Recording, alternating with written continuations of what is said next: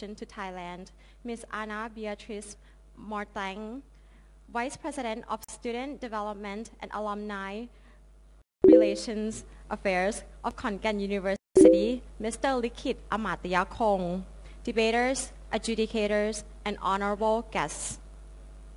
This, the 8th European Union Thailand National Intervarsity Debate, has been taken marks to the first time that this event has been out of Bangkok and moved to the region.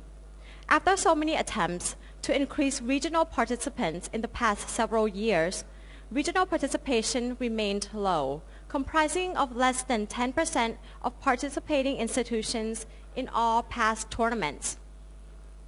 Khon Kaen University made the bid to host the event, not in an attempt to shift the stakeholders, but rather to broaden them.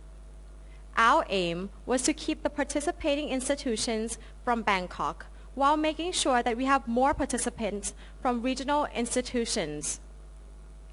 The turnout for this event does reflect our aims, with participants from 20 institutions all across the country for the total of 51 teams registered. The participating institutions in this event cover all regions of Thailand, namely the North, the South, the Center, and the Northeast. With the newly participating regional institutions in this year, regional participation comprises of 30% of the tournament. The tournament has been carried out smoothly and has now reached the final stage. Before the grand finals begin, we would be honored with the remarks from Mr. Thanawat Phoi-Sopon and Ms. Anna Beatrice Matang. Without further ado, I would like to invite Mr. Thanawat Phoi-Sopon to give his remarks.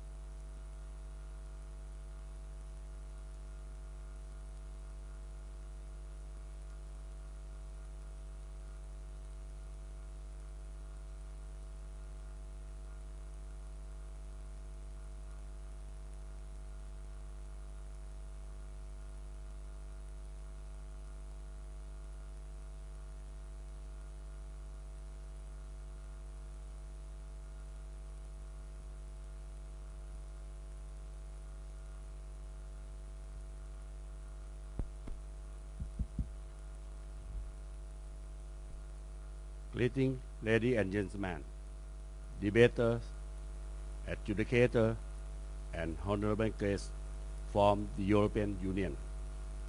It is a great honor for me to be invited to the event.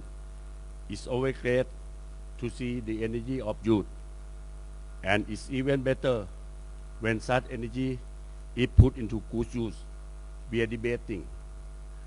In this modern world, information flow almost freely across the globe. Any information you need is just one click away. This leads to a world where people feel omniscient, a world where many people think they can know it all. But still, information needs to be contextualized in order to become knowledge. And even knowledge needs to be combined with experience to become wisdom. And only through wisdom can one achieve true mastery. It is only through this delicate path, which can only be paved with hard work and mindfulness, that you can truly become master of your own world. Now, here you are, seeking relevant information and incorporating that into the context of motion. Here you are, gathering the first-hand experience of critical thinking, deliberating, contemplating, as well as persuading. Here you are, building wisdom for yourself, and here you are, steadfastly working your way toward true mastery, based on careful approach and rational thinking. For this path that you have been walking along so well, I sincerely extend my best wish to all of you for what you have done and achieved. You should be proud of yourself. Please continue to debate and continue to think for yourself. Thank you.ขออนุญาตพูดเป็นภาษาไทยสักนิดนะครับก็เรียนท่านรองอธิการท่านผู้แทนจาก EU ท่านคณาจารย์น้องๆที่เข้าร่วมการแข่งขันโต้วาทีทุกท่านครับธรรมดาผมต้องเรียนอย่างตรงไปตรงมาผมมีจุดอ่อนทางด้านภาษาอังกฤษเป็นอย่างมากไม่มีทักษะด้านการสื่อสารทำความเข้าใจด้วยภาษาอังกฤษที่พูดไปเมื่อกี้นี้ก็คือการอ่านตามสคริปต์ที่เขาเขียนให้พูดกว่าจะอ่านอันนี้ได้ต้องเรียนน้องๆพี่ต้องเดินวนอยู่รอบหน้าห้องประชุมเนี่ยหลาย10 รอบเพื่อฝึกซ้อมในการอ่านที่พูดเรื่องนี้ให้น้องๆทุกท่านฟังก็อยากจะบอกว่านี่คือจุดอ่อนของรุ่นพี่ๆจุดอ่อนของบรรพบุรุษรุ่นบรรพบุรุษเราที่มีปัญหาเรื่องภาษาต่างชาติโดยเฉพาะอย่างยิ่งภาษาอังกฤษแต่โลกในวันนี้ถ้าเราไม่ฝึกซ้อมไม่ฝึกฝนให้เรามีความรู้มีทักษะมีความเชี่ยวชาญในภาษาต่างประเทศโดยเฉพาะอย่างยิ่งภาษาอังกฤษก็จะเป็นปัญหากับพวกเราเป็นอย่างมากในอนาคตดังตัวอย่างที่น้องๆเห็นที่อยู่บนเวทีนี้ฝากน้องๆทุกคนอนาคตของประเทศไทยต้องการคนที่มีความรู้มีทักษะด้านการสื่อสารทำความเข้าใจกับชาวต่างชาติหวังว่าน้องๆทุกคนที่อยู่ในห้องนี้จะฝึกฝนแล้วก็เตรียมความพร้อมในเรื่องนี้ให้เป็นอย่างดีเพราะอีกไม่นานเราคงทราบกันดีครับว่า2558นี้เราจะเข้าสู่ประชาคมอาเซียนซึ่งภาษาความสามารถในการสื่อสารจะเป็นเรื่องที่สำคัญมากขอให้น้องๆทุกคนได้อย่าทอดทิ้งสิ่งที่ได้ฝึกฝนมาอย่าทอดทิ้งบทเรียนที่ได้จากการแข่งขันโต้วาทีในวันนี้ขอให้นำสิ่งที่ได้ดีๆจากวันนี้ไปใช้ให้เกิดประโยชน์สูงสุดเพื่อจะทำให้พวกเราทุกคนเป็นกำลังสำคัญของประเทศในอนาคตขอบพระคุณครับ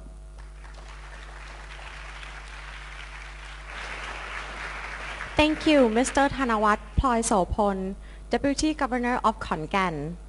Next, I would like to invite Ms. Anna Beatrice Matang, Head of the Political Press and Information Section of the European Union Delegation to Thailand, up on the stage for a remark, please.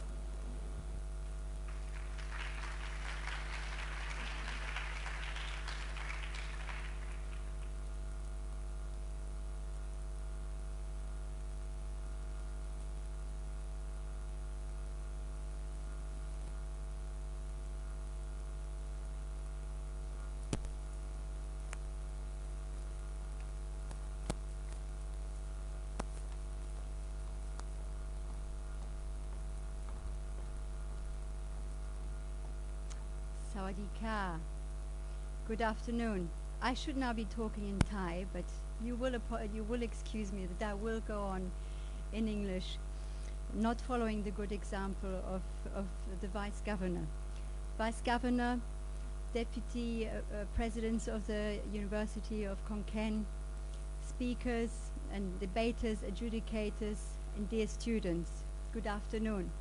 It is a real pleasure for me to take part on behalf of the European Union delegation to Thailand and to wish you a warm welcome to this debate, this year's debate of the European Union Thailand National Intervarsity Debate Championship hosted in Khon Kaen University. This year is the 8th InterVarsity sponsored debate sponsored by the EU in partnership with Thai universities.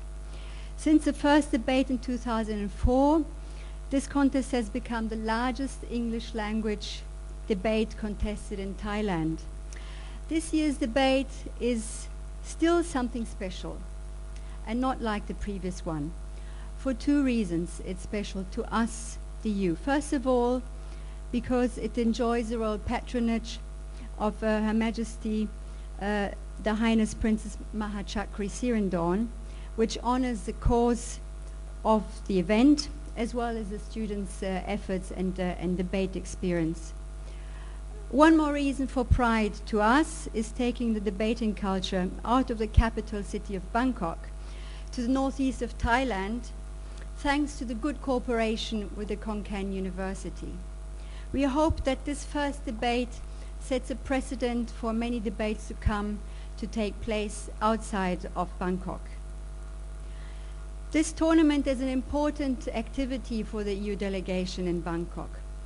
Firstly, it is a way to provide a nationwide forum for young Thai students to express their ideas and opinions on essential topics affecting their lives today and in the future. It is a way to reach out to many talented and ambitious young students who want to learn more about the EU. And it is also a valuable and enjoyable way to promote critical thinking, constructive dialogue, and a way to open up minds for different viewpoints on specific concepts and issues that are important to us. This mindset is a vital ingredient of a modern, forward-looking democratic society. Tolerance, dialogue, solidarity are also some of the main ingredients that have helped the European Union and its 500 million citizens construct a peaceful and cohesive community after centuries of conflict and war. Last week, the EU has been awarded this year's Nobel Peace Prize for 60 years of promoting peace, tolerance, democracy, and human rights. I dare say that this debate tournament is part of the same cause for which the EU has received the prestigious prize. And with this, I might be anticipating already some of the discussions this afternoon. The tournament, like all previous ones, has been a student-led initiative with 160 students taking part this year from 21 universities and high schools across the country. The increasing number of students and universities taking part over the years is a testimony of the idea's success to promote a vigorous debate and culture in Thailand. Several topics have been covered over the last few days, ranging from democracy, finance, economics, the environment, science and technology, gender and other issues. And we very much look forward to this final round of debate. I hope that the series of debating tournaments held in Khon Kaen over the last few days have nourished critical thinking, intellectual debate, and promoted understanding of the European Union's aims and values. I would like to thank Khon Kaen University for the strong support as well as the hard work that its volunteers and student organizations, debaters have carried out in order to make this a successful championship all over Thailand. I now wish the participants the best of success and luck and enjoyment in this final round. Thank you very much.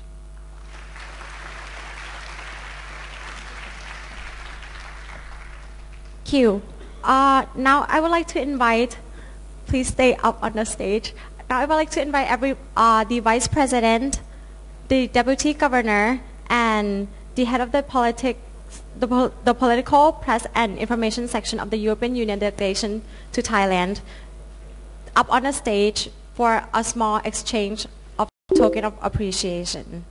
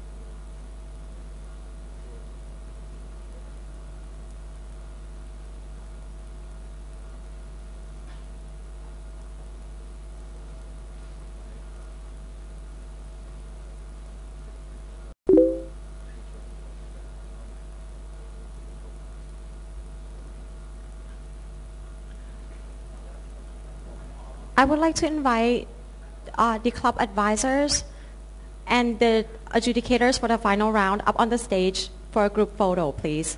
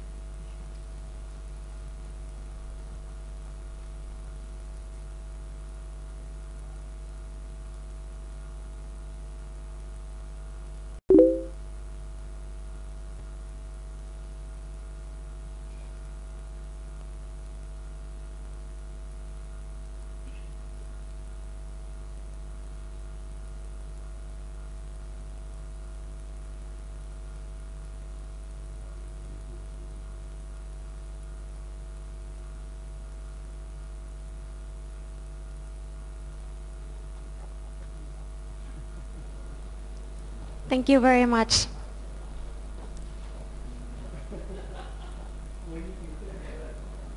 Now it's time that you have all been waiting for.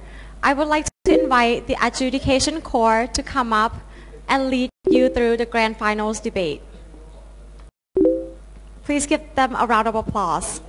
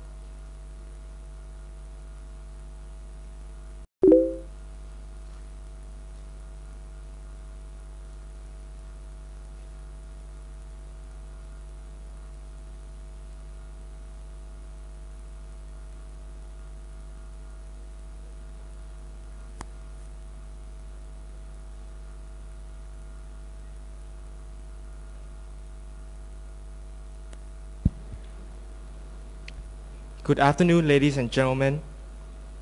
My name is Gary, and I'll be the Speaker of the House for today's grand final. Without any further ado, I would like to introduce the chair and the panel for today's grand final. May I first invite our Honorable Chair, Ms. Anna Beatrice Matang.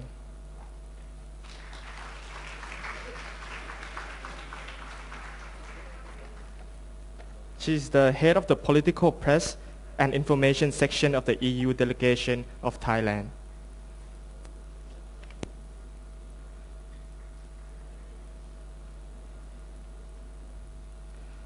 First panel, we have Mr. Hani Machanda, the tournament chief adjudicator.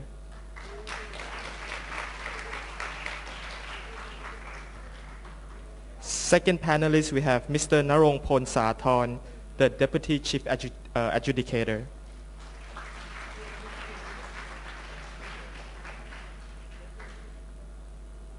Third panelist, we have Ms. Kawintra Thiamsai, the tournament's deputy chief adjudicator.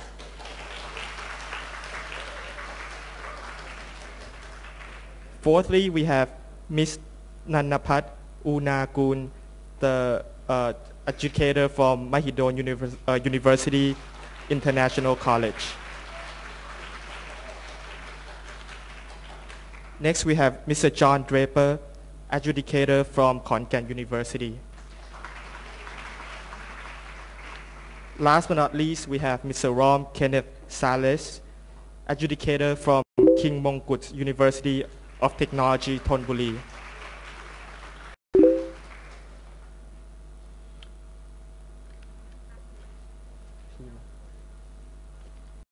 While we are waiting for the debaters from the two teams of the grand final, allow me to walk you through to the process of today's debate.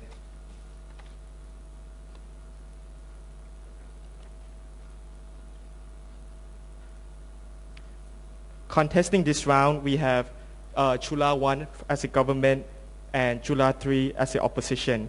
Before the round begins, I would like to explain the rules of the debate. Each constructive speaker will be speaking for 7 minutes. After the first minute, you will hear one clap.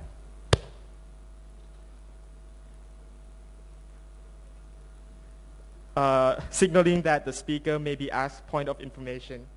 At the 6th minute, you will hear one more clap, like this, signaling that the POIs can no longer be made. At the 7th minute, you will hear 2 claps, like this, to indicate that the speaker times is up. At 7:20, you will hear 3 claps, as a reminder for the speaker to conclude his or her speech. Reply speeches last 4 minutes and are protected speeches. Hence, no POIs may be asked during the protected time. And now we will be waiting in the exciting moment for the two teams to arrive.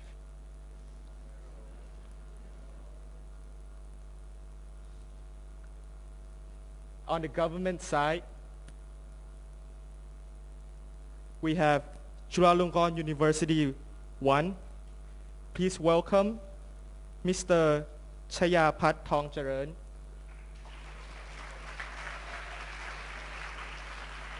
Miss Apaporn Tang Kisana Khajon, and Mr. Motoki Laksami Watana.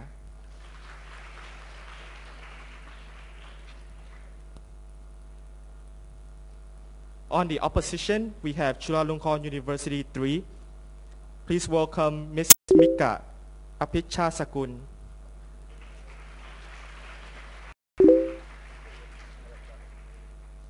She'll be arriving soon.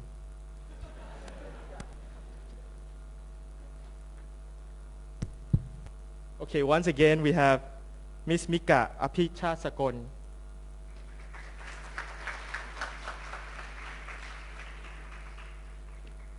We have Mr. Tachapon Pechwala and Ms. Nataya Kusuwan.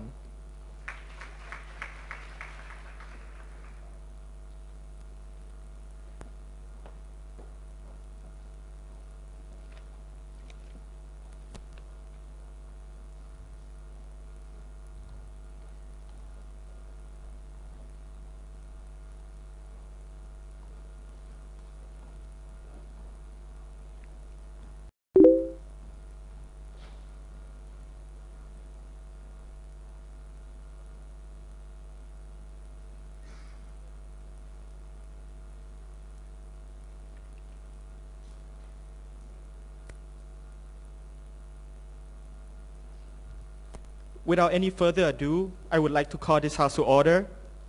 The motion on the floor before this House is this House believes that the EU rightfully deserves the Nobel Peace Prize. Without any further ado, I would like to call upon the Prime Minister to open the debate.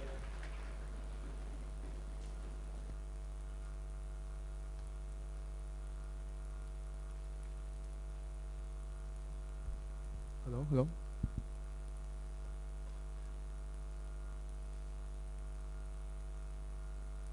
Mr. Chair.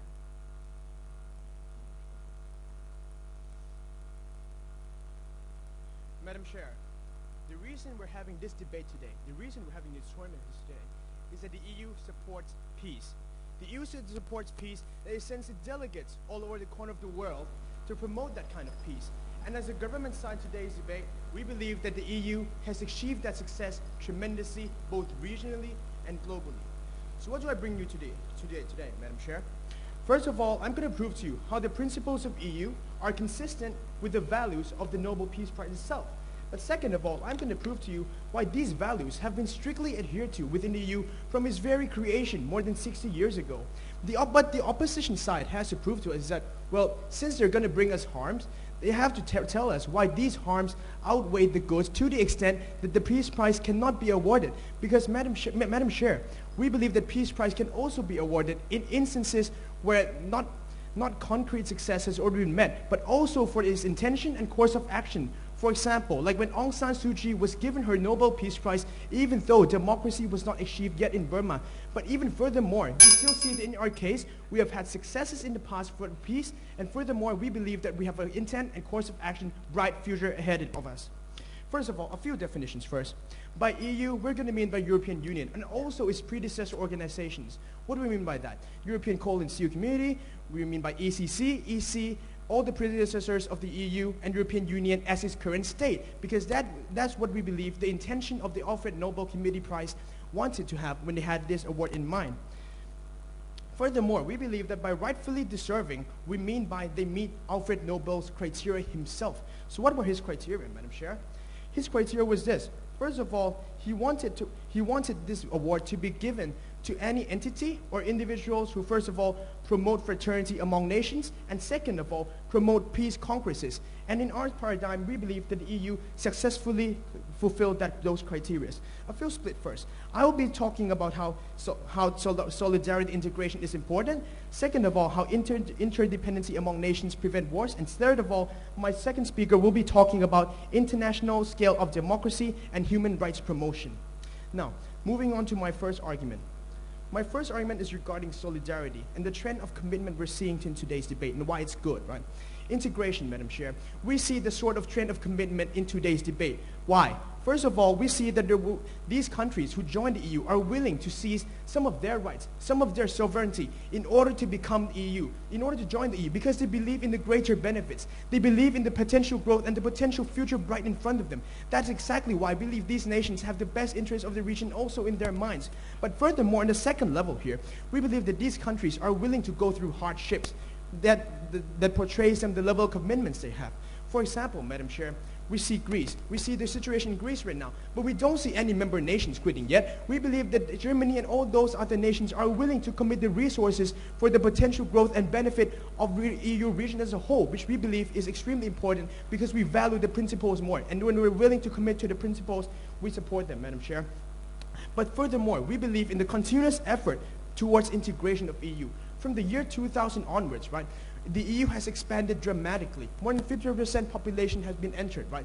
What does it mean? It means that the EU value the values of these countries who entered their union. It ultimately portrays that the EU is supporting these values, are willing to work towards the same goal as the countries that have the same values. For example, these countries have the democracy, these countries have to support human rights, and these countries have to have freedom of speech. Yes, we will move on. You.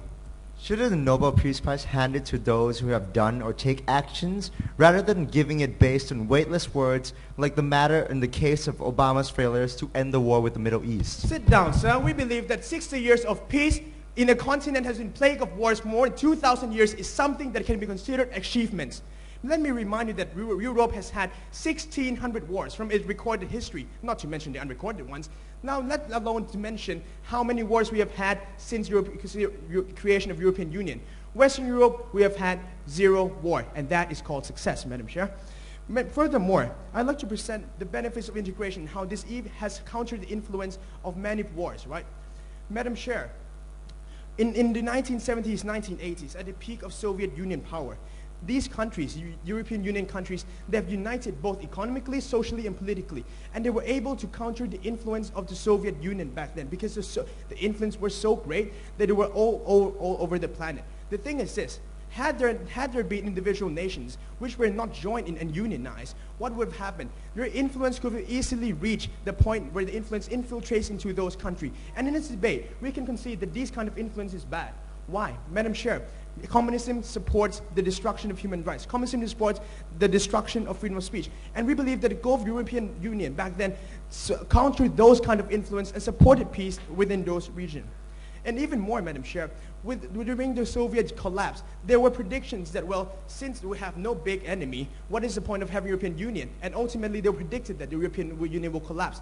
At the end of the day, it did not, Madam Chair. They still unionized. They still united for the same cause. It means that these countries are not only for the short-run benefits, but for the long run in order to promote peace. And European unions have successfully done that, Madam Chair. Furthermore, we believe the European Union promotes the same human rights standard. When we have European Union, right, every country is adhering to the same human rights principle. What this effectively tells us? It tells us these countries have to adhere to the same standard to be in union. Madam Chair, the second speaker will later elaborate on this, but let me just make clear to you, being in the European Union, we support human rights. But furthermore, to my second argument here about how interdependency among nations is good for preventing wars, and it will prove the point regarding peace conquest, right? Madam Chair, when you're in the European Union, you have interdependency among nations. You have the same agreements. Schengen, for example, united foreign policy, for example. These kind of policies have mutual benefits for every country, right? What does it mean? It means that you have vested interest into those countries, and it makes war extremely unlikely to happen. Why? When you see those other kinds of countries, you don't want to invade them. Even though you have conflicts with them, you don't want to invade them. Because at the end of the day, you know the person who will lose benefits and interest is also going to be you. Because you have interest in them, the whole region. If you suffer, if one country suffers, the whole region suffers. So that's why we believe in the theory of promotion. But even in the case that there's going to be conflict, even in the case that there's going to be war, we believe that it will be easier to mediate, right? Because since you have the same identity, same social status, same integration, we believe that it is very much easier that these countries could mediate and disregard the war. And if you want proof, we can prove to you that 60 years of European Union, we have had the longest period of peace since Pax Romana from the Roman Empire. If this is not enough proof for you, I don't know what is. Opposition, please argue on that. Thank you very much.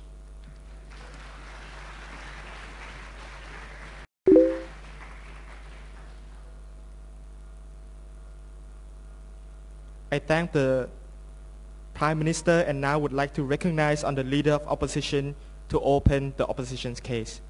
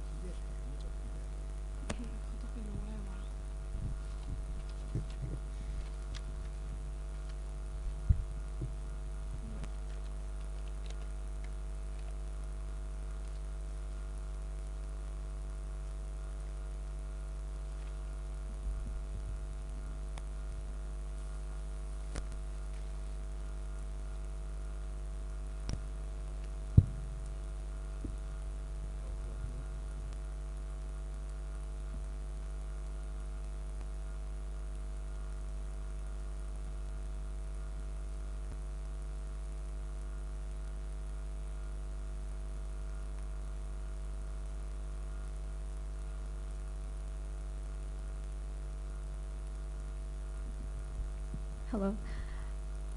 Okay. As there are many students and teachers in this room, I'd like to oblige you with this thought. We don't award students preemptively for achievements they have not yet achieved. This is the case of the nomination or the awarding of the EU of the current Nobel Prize, and we think on the opposition case that it was not rightfully awarded. Now, before I move on with my substantives, I have a few rebuttals to make. Firstly, the PM on the government side, opened his case with this example of Aung San Suu Kyi and how she had not yet achieved democracy and yet she was given the award. My response to this is a very different case than the EU, when I will show you how the EU has in fact not even achieved peace in the first place, but when we told you that Aung San Suu Kyi spent a decade or so in jail for the fighting of democracy, showing that she had in fact achieved things. So this example falls on the side of opposition. Now, Bong's case mostly talked about how he showed us how, like, okay, under the current status quo, that these countries within the EU, they're willing to give up their sovereignty, and they're willing to help each other out in times of crisis, and this is enough to please sit down, to award them with the Nobel Prize for Peace. We say that there's far more tangible implications of how they have not achieved peace in this region, which I will tackle in my arguments that I will start now. My arguments are this. First, I'm going to prove to you why I'm going to show you how the EU has failed in promoting peace, and that is why we should not give them the award for peace.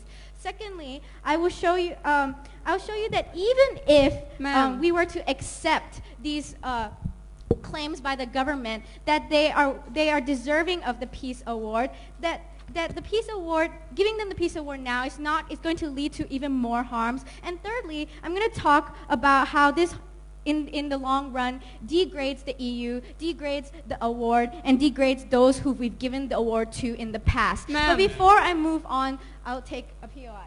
Can you please answer me why IPCC International Panel of Climate Change, who hasn't achieved that goal, half of that goals was awarded with Nobel Peace Prize? If that was the case, how can your case stand? Look, I'm going to show you exactly why. This is just another example of I could argue on that too. I could say that is not legitimate as well, and I still fall on my case. Let's argue why, please sit down, just took a POI from you. Let's argue why on this debate, we shouldn't give it to the EU. They've showed you how, yes, okay, countries are willing to cede up some sovereignty by entering into the EU. But do they realize that they told us the requirements stated by Alfred Nobel that we give the awards for fraternity among nations and the holding and promotion of peace congresses. We don't think on the opposition side that EU has met these requirements yet. When we look at the economic crisis that's going on with the euro and the dissonance this has caused, it has caused the German government to bail out an economically failed Greece. This has made the German population feel alienated, feel that they have been taken advantage of from their government. We see a Greek population which regrets the integration in the first place, which wants to return to a drachma because they claim that the integration in the first place has made their prices rise. We see on the second level a lack in peace and tolerance in the EU on the issue of religion. We see a greater Islamophobia occurring, followed by France's efforts to ban the burqa. There's also a disgraceful pending of Turkey's a secular state, yet 99% of the population believes in the Islamic religion. Their application to being a member of the EU has been denied over and over again, and we see that this is a result of Islamophobia. So tell me how this is peace in Europe. And thirdly, we reject. Please sit down. First, we reject the EU responsibleness in reconciling the conflicts in this region. For example, we see that when there was fire between Bosnia and the European nations, it was NATO that alleviated tension, not the EU. We see that, again, the EU and NATO were the ones to save the genocide crisis in Kosovo. So we see many reasons why they have not achieved peace.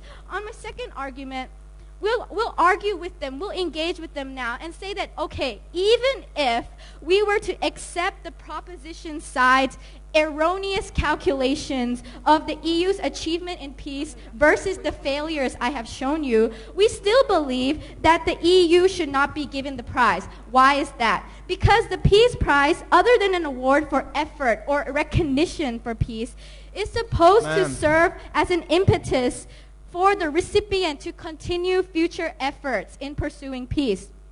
Awarding the EU the prize is counterproductive to this cause because it's already, please sit down, a duty of the EU to promote peace in the region and secondarily to the rest of the world.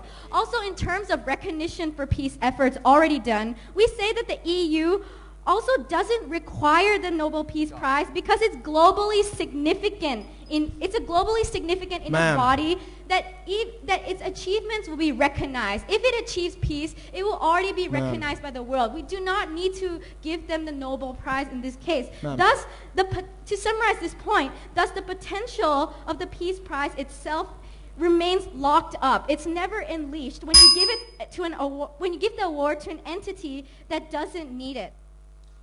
On the third argument, Before you move on, please sit down. So what are the harms of awarding a recipient the award so unnecessarily? Number one, it degrades the recipient itself, and in this case, that's the EU. In the case of the EU, it further radicalizes critics of the EU, as a body of peace and development, and it highlights the EU's flaws, right? And in an unjust nature of this award, if it's so obvious that by the average reasonable person is going to be obliged to consider the EU like a corrupt authority demanding unwarranted tributes. We don't want this reputation to fall on the EU. The EU might never intended to give this vibe, but by unnecessarily giving them a peace prize, it automatically curses them with this negative reputation. Now tell me how now the EU is going to gain even allied support in further peace endeavors. We say this hampers their peace process in the future and as a result of their loss of legitimacy. On a second level, under how it degrades, it degrades the prize itself. It degrades the nomination committee. If the Peace Prize is seen as a political tool and not something that recognizes real efforts, like Aung San Suu Kyi's fight for democracy, she went to jail for it.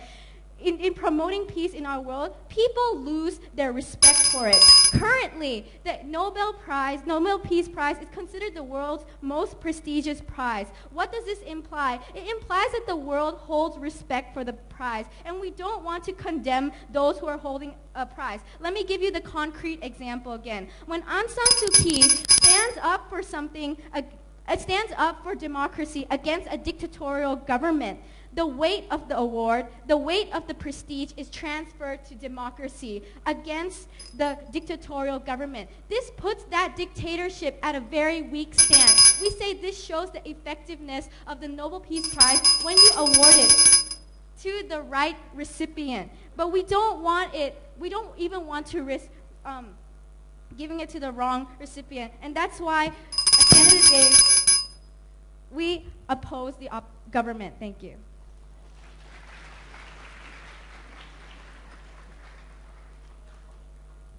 The speaker spoke for 8 minutes, 30 seconds. I thank the leader of opposition and now would like to invite the Deputy Prime Minister.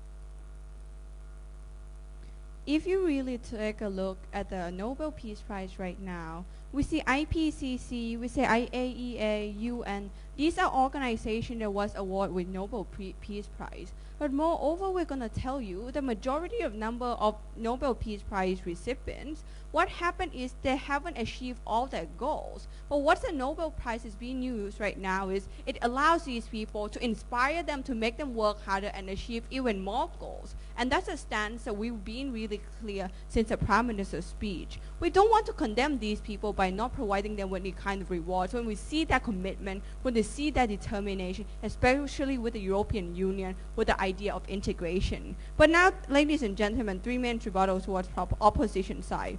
On the first rebuttal with regard to the idea of conflict with European Union, on the principle level, there's a reason why Germany is trying its best to bail out these PIGS nations. We think the reason why Germany is paying so much or bailing out this country is because it believes in the commitment it has in the European Union. It believes that it can stay together as a union, and that's a concept of solidarity, that you stay together through thick or thin. That regardless of what's going to happen, you're going to be there, that you will not let your friends walk alone. But moreover, ladies and gentlemen, even if you're going to talk about Greece wanting to become a separate country, we're going to tell you that just a concept, it's not a practical idea, right? Because Greece has never said that they want really to go back and use drachma. It was just a concept that happened in a debate in an economic world, but it's not really practical in any way. On the second rebuttal with regard to the idea of right to religion, on the principle level, we don't think it's really a conflict there. We're going to tell you that what we see right now is more about the different values within the country. That sometimes you have just a slightly different values. That you have France, that they believe in rights of expression of everyone. So that's why they have a secular state, and they believe that right to religion should be a private thing in order for everyone to have and create a real tolerance. And we think if that's the case, we still cherish that anyway. But even if you're going to say it's a real conflict between religion, we're going to tell you that it's not going to be a tangible one. It's not going to be a real clash between religious groups. We don't even think it's a problem. But moving on to the third rebuttal, on the idea of it's going to degrade the value of Nobel Peace Prize in the sense of recipients, in the sense of the Nobel Peace Prize itself. On the principle level, we don't think in any way will radicalize groups within the European Union. Ladies and gentlemen, let's take a look at what's going on right now. In fact, many groups in the society right now are actually starting to look and started to realize what European Union was created for. And we think that's actually good, right? Because sometimes people tend to forget why European Union was created. And we think it was created to stop war, it was created to create peace, and that's why we want to bring it back to its root. But on the practical level, we don't think people in the status quo will be crazy enough to tell the rest of the world that European Union is a corrupted state, because we don't think that's the case at all. But on the even if level, if you're going to tell me there's going to be a radicalized idea, I'm going to tell you that there's always going to be another website or another idea that tell you that European Union should accept the Nobel Peace Prize, and it's actually something to celebrate upon. We call it a free world. We call it a free market of idea, that there's always going to be a clash between ideas, but at the end of the day, people can choose what's right and what's wrong. But now let me move on to my argument. I'm going to tell you on the idea of, first of all, role of the Nobel Peace Prize is also about providing encouragement to all nations. And I'm going to talk to you about the idea of protection and improvement of human rights, democracy by the European Union helps in sustaining peace. We Ma'am. move on. Yes, ma'am. Ma'am, 8,373 deaths was the result of European failure of Srebrenica intervention. That was a clear failure of the intervention of them to reduce the army. We don't think that they should. We don't think that they deserve the Nobel Peace Prize. Okay, first of all, we think we invade into many countries. European Union at that time, there was a humanitarian intervention. We invaded that to stop the war inside the country. So we think it was for the good cause. But all over, we're going to tell you that right now there's no war. And that's why you created European Union, right? But let me jump onto my substantive. On the first substantive, role of the Nobel Peace Prize is about providing encouragement to nations. We're going to tell you today that it's not necessary that there needs to be a significant change. Nobel Peace Prize is about your determination, it's about your commitment, and that's what it's about, right? EU in this case has an intention and goal to promote peace and stop war, and that's why we want to award them. And we think this kind of award will encourage EU to improve even more. We understand that there's problem within EU right now. We understand that there's a slight hiccup, but we think what's going on with the Nobel Peace Prize is you're going to allow EU to actually feel better about themselves and allow them to overcome this adversity. Because what we're seeing right now is, sure, if you were going to tell me that there's a slight disintegration value, we think this Nobel Peace Prize can actually remind all the European nations why they formed together. And that's why we think this Nobel Peace Prize actually is something good, and that's why we think the European Union deserves it very much. But on the second substantive, we think there's going to be a protection improvement of human rights and democracy by the EU, and we think that helps sustaining peace. Let's take a look at the European Union right now. We have Copenhagen criteria to accept countries into European Union. That they have to have a democratic values. That they have to be there has to be a protection of human rights and protection of minority. These are the values endorsed by the European Union. I would think the benefits is this, right? In the past, there were a lot of Soviet Union countries. I mean, formerly Soviet Union country, Estonia, Lithuania, Latvia. These countries came into the European Union, but the benefit is this. When you have a protection of human rights and protection of democracy, you were able to sustain democratic change in these countries so that they will not jump back to become a communist state or a Soviet state. And we think these are exclusive benefits that the EU was able to do. But more importantly, we think that's why they could achieve peace within that region. But moreover, on the second level, we think these can incentivize many countries to want to join EU even more. When we take a look at a country like Turkey, who is not part of European Union yet, but who wants to become part of European Union, that's why they're trying to change. That's why they declare that they are a secular state. That's why they're trying to protect the human rights and protect the right of minority group to have a right to religion. And these are the kind of values that we really cherish. And that's why we think by European Union and that principle, when there is a protection of human rights, what's the democratic values, you allow people to feel happier, you allow people to be empowered, and that's how you create peace and sustain peace within that region. So for those reasons, ladies and gentlemen, we don't think Nobel Peace Prize is just about achievement. We think Nobel Peace Prize is also about encouraging people, inspiring people to do more, because that's what all the recipients has been doing. And for all those reasons, I'm very, very proud to be defending European Union. Thank you very much.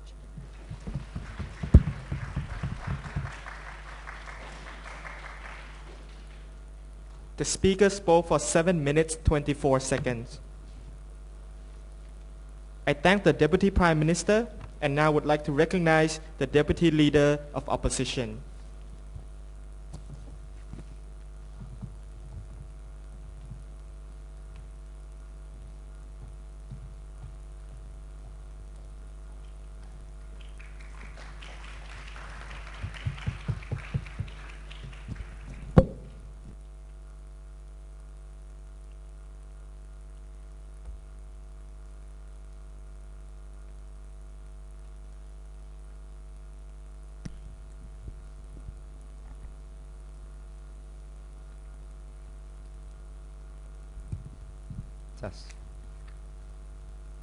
Ladies and gentlemen, my first statement I will talk about is about the power of words vested within the Nobel Peace Prize. Firstly, I want to talk about the power vested in words are powerful, indomitable, and viral. We think that words change the world, but more importantly, these words need the recognition. And we think that these recognitions need to be followed by actions. That's why we think that, firstly, before you award anyone with the Nobel Peace Prize, we need to see tangible evidences that the words they've talked about has been achieved, that the promises they promised the world has been seen in a tangible and evident physical world, Madam Speaker. That's what opposition side stands for in today's debate. Now, firstly, the stance coming from opposition side is that we firmly believe that the Nobel Peace Prize awarded to the EU defeats the core value of it when Alfred Nobel actually created this award, and it could have been better appointed to others or restrained from giving one at all when none is deserving enough of this prize. Please sit down. A few rebuttals coming from opposition side. Firstly, we think that even if all the cases were true coming from government side, we still think that awarding the Nobel Peace Prize should be reprioritized, should be based on historical data, should be based upon historical past events. We should take the past into consideration, we should take the present, and we should take the future as well. That's what government lacks. They only work or they only function upon the idealistic values that all these organizations promises the world that they will give you. Now, secondly, upon my rebuttals, when I POI'd the Prime Minister about Obama's controversy after he has received the Nobel Peace Prize, this is how he responded. He said that, well, it takes long to solve a 2,000-year-old conflict within the Middle East. He said that Obama can't follow his words. My first response to that is that then you give the Nobel Peace Prize after the war. That's what opposition side stands for. We need to see something that is tangible, not idealistically given or idealistically thrown to the world. Second response to that is that we would give the awards, or second response to that is that you either give these rewards in terms of a weightless words, which again we think that would defeat the whole purpose of giving the Nobel Peace Prize in the first place. Sir. Now thirdly, is there actually a dire need for this award? We think that government needs to prove that EU won't survive. Because the picture that the government tries to paint is that EU won't survive without this kind of award. It's a very dire need to keep this award. Sir. We have to see how there's a dire need to actually keep in this possession of this award in general, and how other alternatives or how other individuals are not more deserving than the EU's. Please sit down. I'll take you after my rebuttals. Now, on the fourth point about Pond's EU values, well, we're not against the dedication to democratize countries. We actually think that's a good thing. But again, what opposition side stands for is to reprioritize the awards or the selections that the Nobel Peace Prize or the Norwegian Council chooses to give the awards to. Now, on the fifth thing, we think that they fail to engage on the ideas of the EU duty. They're saying that you're giving a award to people. It's like simply saying that I will give a human a reward because their heart beats. The core value of the EU, when they first established their unionship, is to promote peace and to promote unity within the EU country. That's the very duty of it. So the fact that you are awarding something that they should have already done and show to the world, we don't think that is a proper use of the award in the first place. Your POI. Sir, we think the European Union achieved more than just peace, right? That's why you can create economic integration, economic benefits. Now, isn't that a tangible achievement already? Ma'am, I thank you for pointing that out, because in my characterizations, I'll tell you why most of the things you say are ignorant statements that you choose to ignore certain facts not presented in today's debate. Again, we saw and know for a fact that firstly, NATO was the only organization that took affirmative action when conflicts arise in Bosnia and Eastern Europe, not the EU. When the USA and NATO went into Yugoslavia to deal with the small genocides in the 1990s, that was the USA and the NATO's collaboration working hand in hand. Please sit down. Not the EU again. Thirdly, how the EU left the burqa issue in France undealt with, we don't think that is a proper way to deal with peace. That is not a proper way how you foster peace. When you promise the world you will develop peace, you will go for the progression of peace. With these characterizations, we don't think that the ignorance from government side can ever stand or tolerate it in today's debate. Please sit down.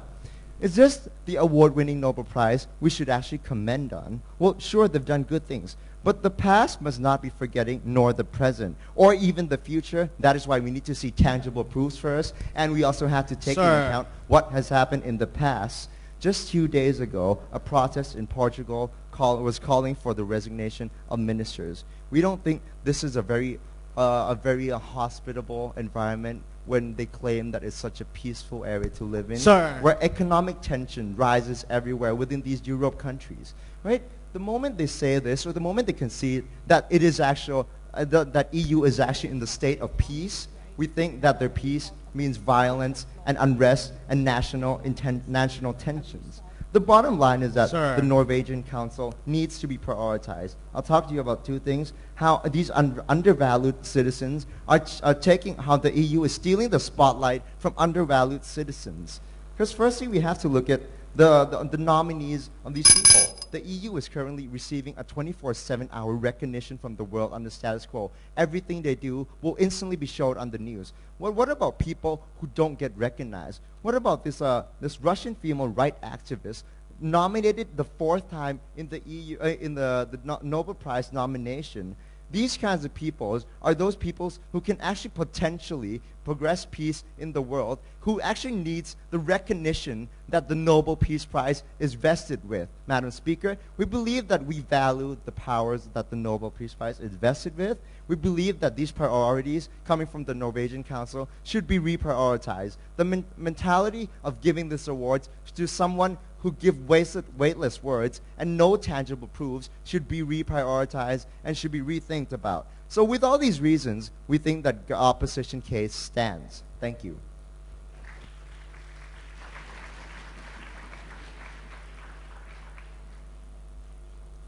The speaker spoke for 6 minutes, 57 seconds.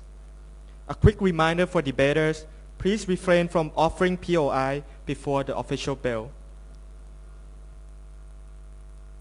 I thank the Deputy Leader of Opposition and now would like to invite the government whip to conclude the government's case.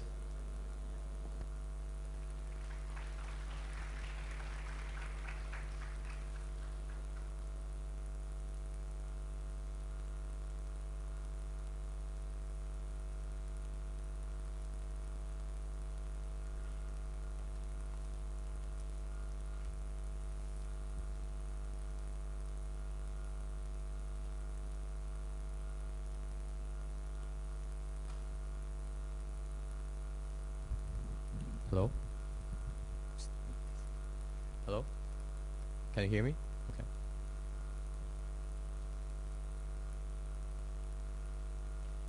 It is my duty as an activist to make sure that minorities' voices are heard and their rights are fulfilled by the government. Why is it so wrong if I fulfill that particular duty and suddenly I'm not allowed to gain that particular Nobel Peace Prize? We think what opposition side believes in is fundamentally flawed because those kind of things are extremely hard to achieve, and we say that's a recognition that's worth being recognized by the society in general. So basically I'll be talking about two criteria that emerge in this debate. First, I'll talk about the principal criteria, who exactly should get these Peace Prize, and secondly, on the practical criteria, I'll further analyze to you why exactly does EU deserve to get the Nobel Peace Prize right now. So first of all, let's talk about the principal criteria. Before I move on to the whole principal idea, what exactly does Nobel Peace Prize stand for? The idea is this, right? Nobel Peace Prize is there in order for individuals within the society, the whole world, to recognize and further support those people, those individuals, or those institutions who are aligned with Alfred Nobel's will, which is, essentially speaking, to see peace within a society, in which we set a criteria as well, right? Firstly, that they promote the idea of fraternity, and secondly, that they promote the idea of peace congress. I'll further analyze to you in my second class how exactly the EU practically, tangibly made sure that those criteria are being met. But then even if those promoting peace is still in its progress, we say the Nobel Peace Prize already recognizes those efforts, right? Because essentially speaking, Aung San Suu Kyi, Liu Xiaobao, UN, the IAEA, or the IPCC all were in the progress of reaching their ultimate goal. No one told them that they do not deserve to get this prize just because they failed in certain area. We say that the opposition stands that you must be able to score 100 out of 100 in order to receive this prize is fundamentally wrong. It's a gross recognition of, it's a gross ignorance towards the efforts they're putting in. So then let's talk about firstly the idea of result delivery, right?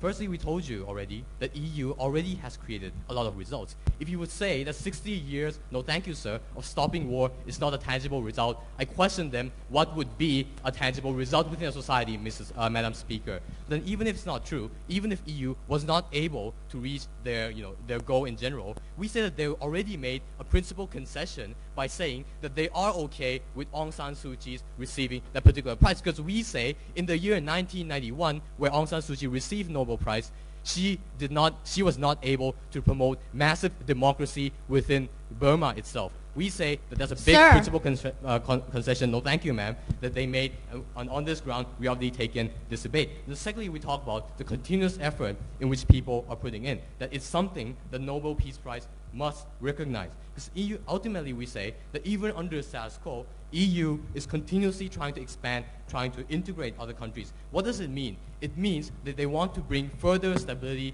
and further changes in oppressive regimes, for example. Turkey was a great example, to be honest. Turkey has human rights, gross infringement of human rights, and EU is trying to integrate them in order for them to meet the Copenhagen criteria and change that particular law. Sir. Well, thank you, ma'am. Ultimately, they never told us why exactly is EU lacking on this idea. But even if they are, means we say even if EU is lacking on this continuous progress, we say the mass majority of the past recipients are also were still in the stages of reaching that goal. And we say if they reject EU at this point, we say they reject the identity of Nobel Peace Prize altogether. No, thank you, sir. But lastly, let's talk about this whole idea of people should not be rewarded for their duty/job. We say that ultimately, if I am a debater here and I am giving you a whip speech to make sure this debate is crystal clear, why exactly am I not entitled, because I'm simply fulfilling my duty, right? Why exactly am I not entitled to receive the grand champion position? We think On that that's point, fundamental- sir. Thank you, sir and ma'am. We think there's a fundamentally flawed logic, and we say ultimately, and even if they're okay, even if their analysis were true, Aung San Suu Kyi was a politician. It means she has to represent the will of the people, and if she was indeed representing the will of the people in 1991, and that is something the Nobel Peace Prize did recognize. We say their analysis on duty is something fundamentally flawed. Yes, sir. Sir, if you believe that individuals should get globally recognized for their achievements, then why would you waste the value of a prize on an entity that will automatically be recognized for achievements anyway? Okay, there were 231 nominees for this 2012, right?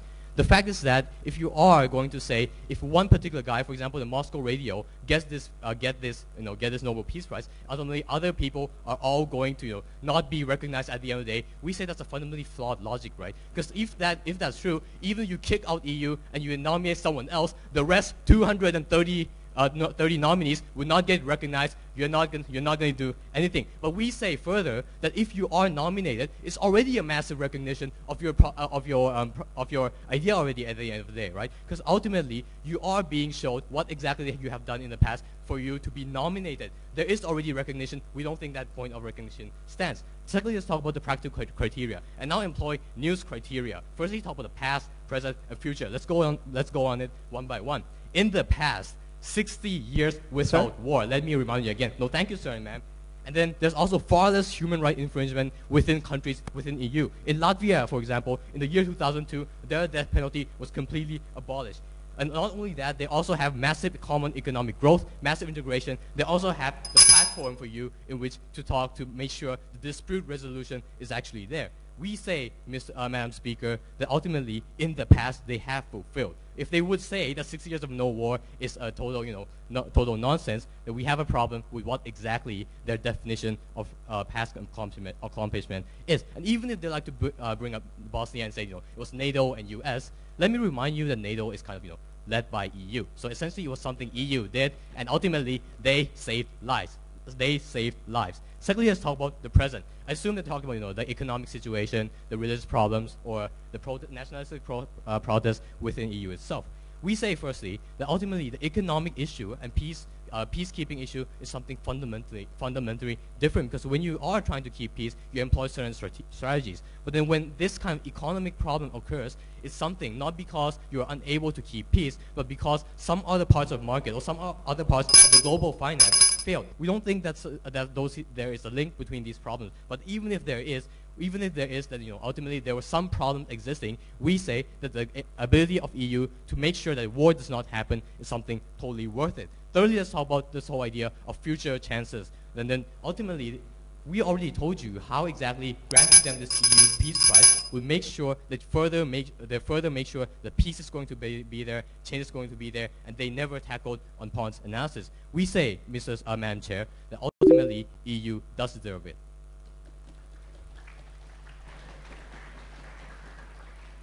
The speaker spoke for 7 minutes, 34 seconds.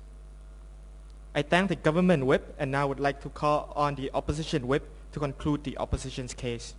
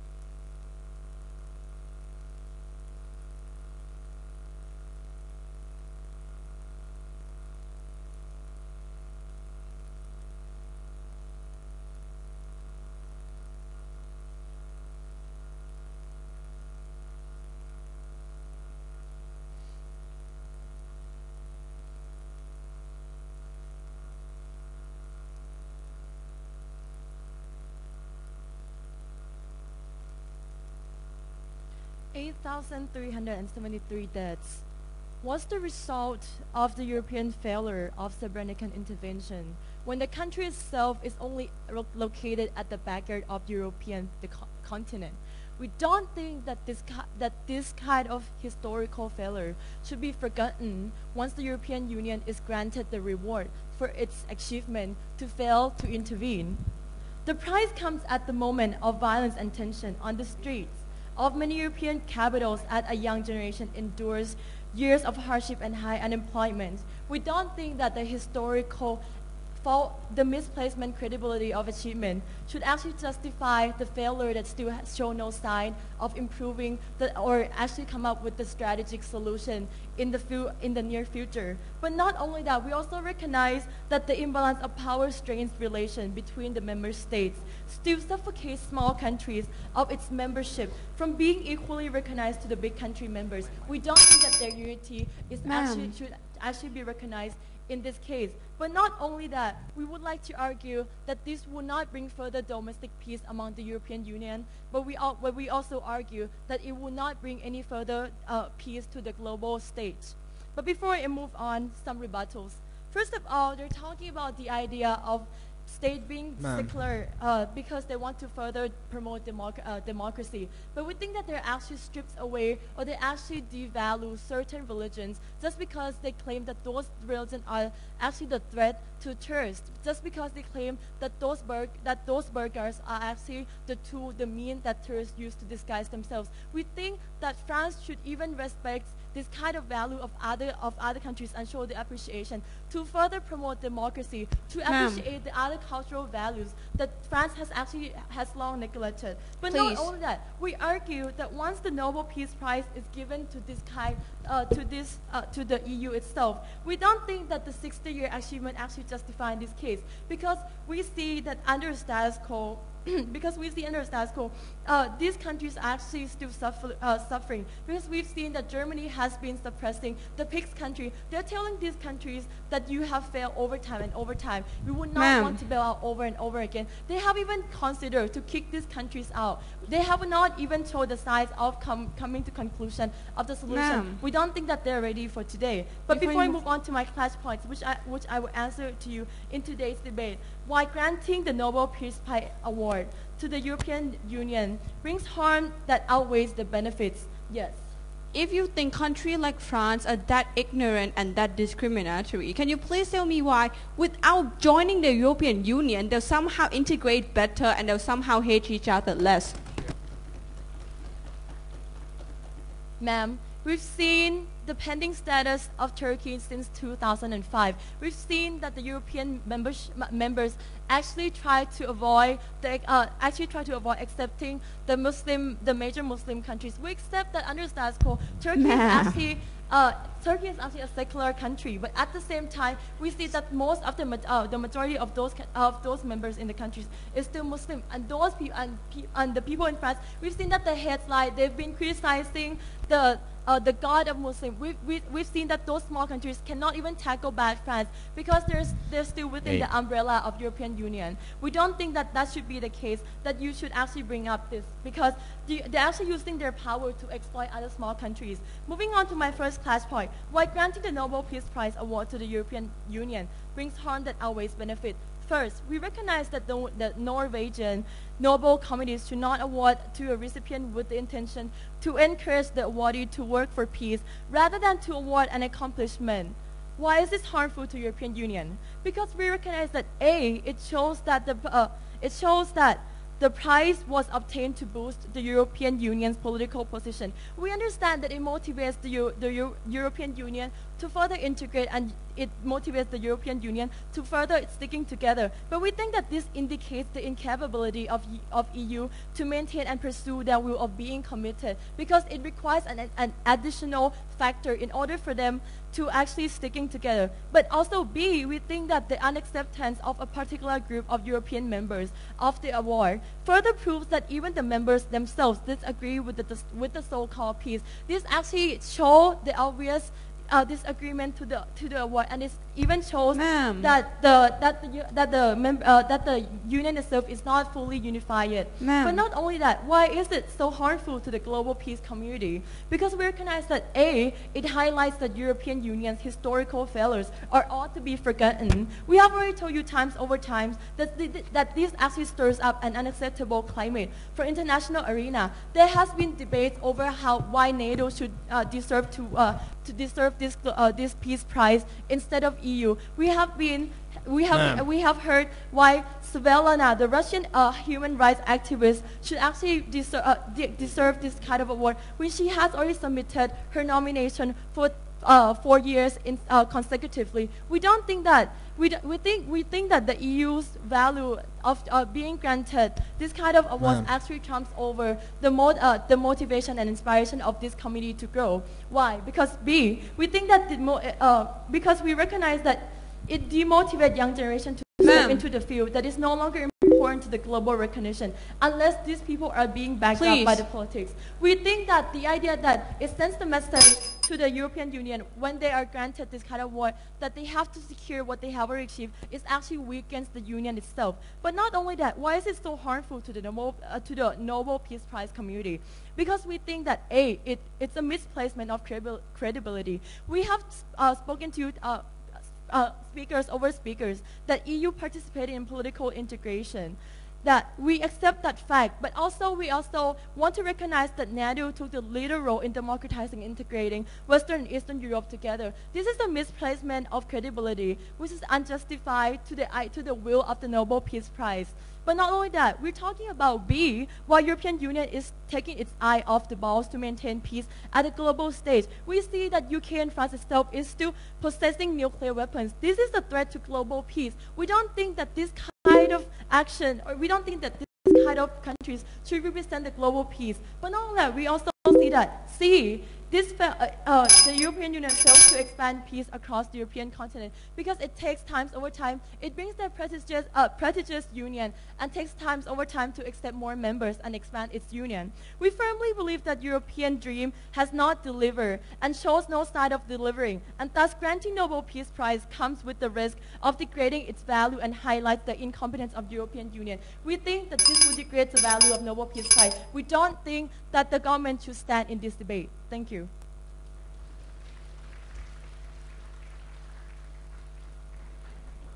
The speaker spoke for 7 minutes 25 seconds.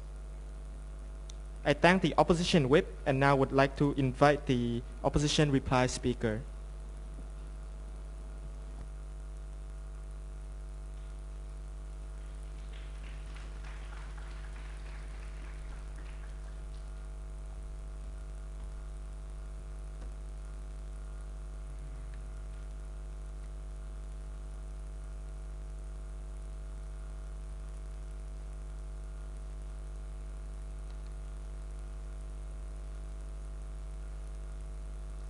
Ladies and gentlemen, again, government ignores our historical events, the events we have presented to you, that they have not shown, that has proven to be events that have not brought peace to the European Union, that has not shown that European Union actually fosters peace as they have characterized that. So firstly, they claim that the EU actually adopts peace in their country. Again, with all these the given examples, we don't think that stands. Secondly, government loves to see a world of weightless ideas and false promises, ladies and gentlemen. That's what they're proposing to you. They think that if I just grab a microphone and talk for 7 minutes about solving world violence, then I deserve the Nobel Peace Prize without actual tangible evidence that I can actually do so. That's what the world that government lives in, ladies and gentlemen. So now the concern comes to this. Opposition would love to do so, but again, we have to see these tangible evidences first before you actually hand this Nobel Peace Prize to people. Because very importantly, we think that the value of Nobel Peace Prize should be reprioritized to those that actually matter, that those that actually can potentially solve the things they have said, or those that actually solve those things. As I've talked about the Russian activist that was nominated the 4th time in the Nobel Peace Prize. Now, thirdly, we think that there are zero engagement on how the spotlight is being robbed from the ones who actually needs it. So because firstly, EU receives a 24/7 hour attention. So by that means, they can promote peace through any time or any elements or any sources available with this kind of global reception and this kind of global attention. Now, why does this why does this undermine these underdogs, or why does this steal the spotlight from these underdogs or these people who actually needs the recognition? Because at best, these people are only worth a local newspaper first page or not even the first page, right? It simply does not suffice, as a local newspaper simply does not suffice the magnitude of change that these individuals, these peace advocate individuals, are rooting for, or these people that have actually made changes within their countries, Madam Speaker. Now, fourthly, I want to talk about, will the European Union really approach to world peace advocation after they have received the Nobel Peace Prize? Or will the award money from the EU, from the Nobel Peace Prize, will be used to cover their debt in this case? Right? That is a burden of proof that government fails to prove to you in this debate, and we think it's very important for them to do so too. Now, in a comparison between the EU and Aung San Suu Kyi, we think that the comparison is very vital to this debate because firstly, EU did not go under decades of house arrest. EU creates a union, they make conflicts, but then they wait for the US, the NATO, to fly by and drop a magical package that eventually solves everything. Now, we don't think that ever shows the EU's capability to solve these conflicts in the first place.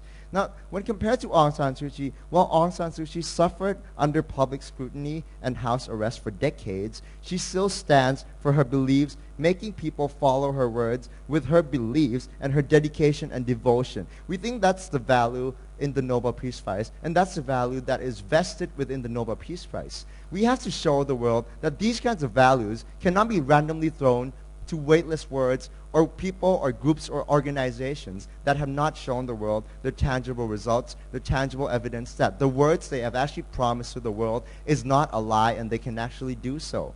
If you go with a government side, you're going with an avalanche of lies, and this motion comes crashing down. If you want to see the preservation of the Nobel Peace Prize value and preserve it and prevail it so that the value of it stands for those who actually needs it, then go with opposition side. Thank you.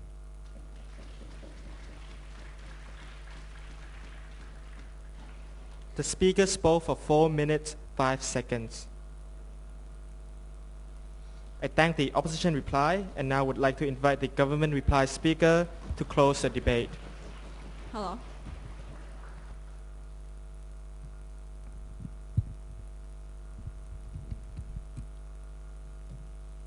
If there was going to be someone who is ignorant in today's debate, we think that really falls on opposition side.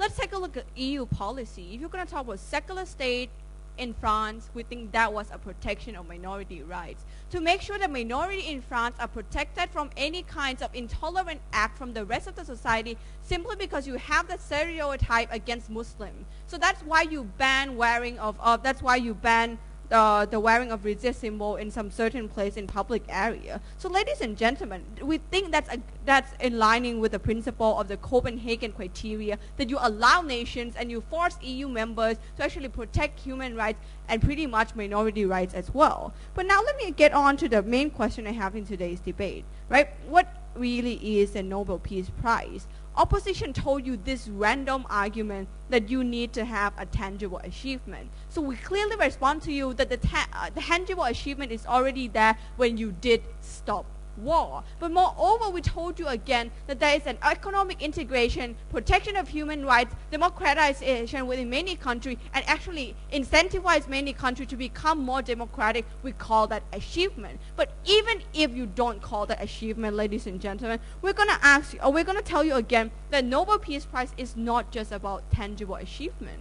Nobel Peace Prize is about 60 years of commitment, 60 years of belief that you can join as a union. And that's why we think Europeans today very much deserve that right. But that's when opposition side never engage with us. But on the second question, does offering these Nobel Peace Prize to European Union really harm the principle of Nobel Peace values? Ladies and gentlemen, we don't think so. They did concede to us that Aung San Suu Kyi deserved to get it, and then they have that rationalization that Aung San Suu Kyi fought hard for it.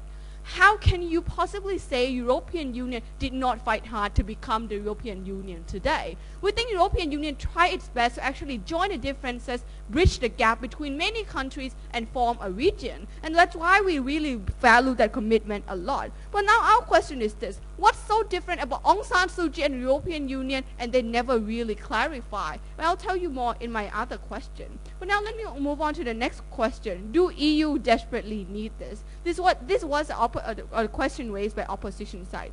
First of all, ladies and gentlemen, we don't think it's that EU desperately needed, but we think EU rightfully deserved it. Simply because they did show something, they did show commitment, and that's why they deserve that. That's why they deserve the award. But more importantly, if they want to talk about historic part so much, ladies and gentlemen, not everyone in the world is perfect. We also understand that EU is not perfect. We also understand that EU might have gone through some hiccups, some adversity, but at the end of the day, European Union stayed together. But at the end of the day, in a holistic picture, we saw more benefits more than harm. So that's why we think if that was the case, we think European Union really deserved it, and award is really right for that, for the European Union. But opposition side has this interesting argument that they told you that, wait, what about the underdogs? They're not going to get any recognitions. First of all, we already told you that there is a rule right now since the Prime Minister's speech that institution or individual can be recognized. Are you telling me that IAEA, United Nations, or Amnesty International, these sorts of organizations should not have been recognized at all simply because they're a supranational organization who are always going to overshine the rest of the society or the rest of the underdog? We don't think so. But moreover, ladies and gentlemen, Motoki already told you that even if EU do not take this, there's so many nominees out there that at the end of the day you cannot recognize everyone. But now, ladies and gentlemen, we don't think it's about that. Nobel Peace Prize is probably the most prestigious award you can accept ever. And we think when EU did show the commitment, they pretty much deserve that. So for all those reasons, Chulalongkorn University, thank you for this debate. Thank you very much.